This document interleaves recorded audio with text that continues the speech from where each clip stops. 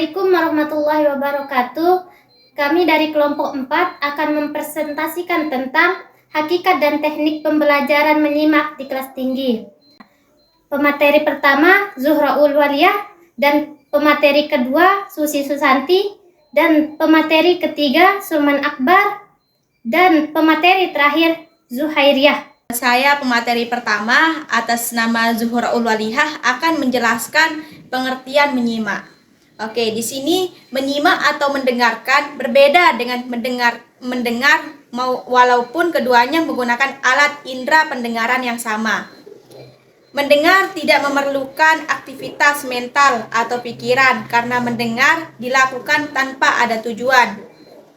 Sedangkan menyimak adalah kegiatan mendengar yang sengaja dan mempunyai tujuan atau rencana dan pemahaman.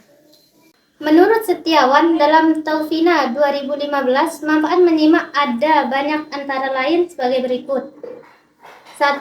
Menambahkan ilmu pengetahuan dan pengalaman hidup yang berharga bagi kemanusiaan sebab menyimak memiliki nilai informatif yaitu memberikan masukan-masukan tertentu. B.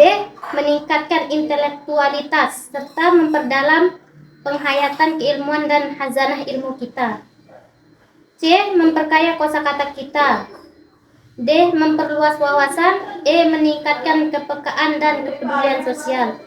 F. Meningkatkan citra artistik jika yang kita simak itu merupakan bahan simaan yang isinya halus dan bahasanya. G. Mengunggah kreativitas dan semangat menciptakan kita untuk menghasilkan ujaran-ujaran dan tulisan-tulisan yang berjati diri. Baiklah, saya akan melanjutkan materi kami, yaitu bagian C, tujuan menyimak.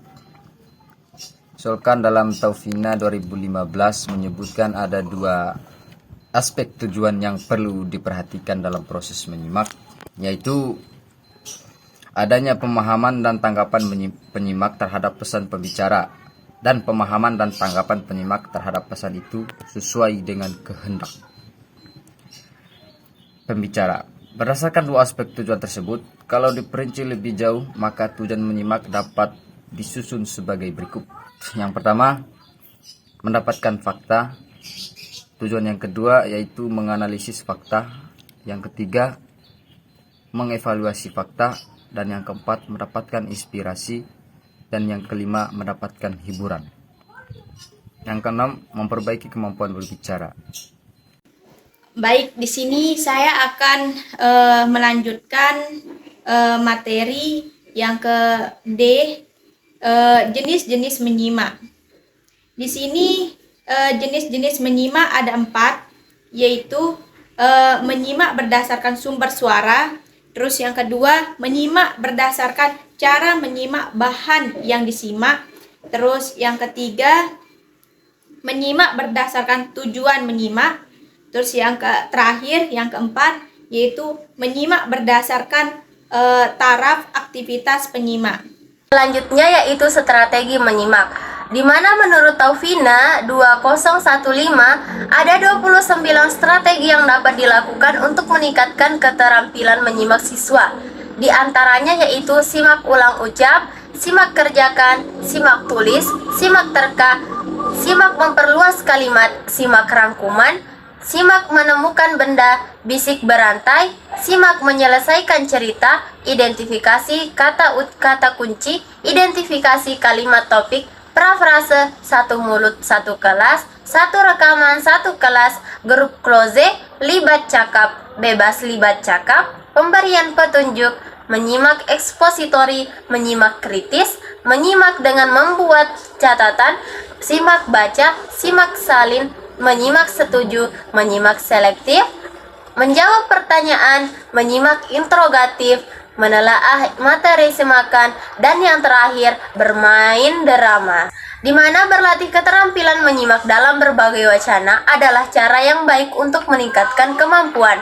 Ada beberapa sasaran untuk melatih keterampilan dalam berbagai wacana. Di antaranya yaitu dengan podcast, seperti podcast tentang berita, cerita, pendidikan, atau topik yang Anda sukai.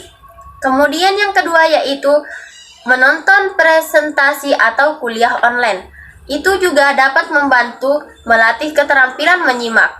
Pilih topik yang menarik dan perhatikan dengan seksama apa yang disampaikan oleh pembicara.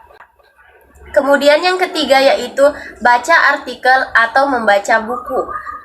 Kemudian yang keempat yaitu mengikuti kursus online. Pilihlah kursus yang sesuai dengan minat dan kebutuhan Anda dan ikuti dengan tekun.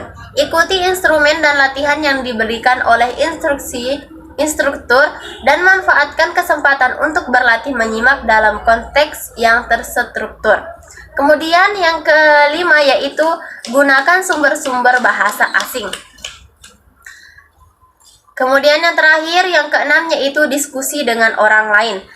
Dengan pembahasan atau topik-topik yang menarik bagi Anda dengan orang lain, dengarkan dengan seksama apa yang mereka sampaikan. Tanggapi dengan bijak dan ajukan pertanyaan jika ada yang belum dipahami. Mungkin hanya ini yang dapat kami sampaikan, kurang dan lebihnya kami mohon maaf. Akhirul kalam, Assalamualaikum warahmatullahi wabarakatuh.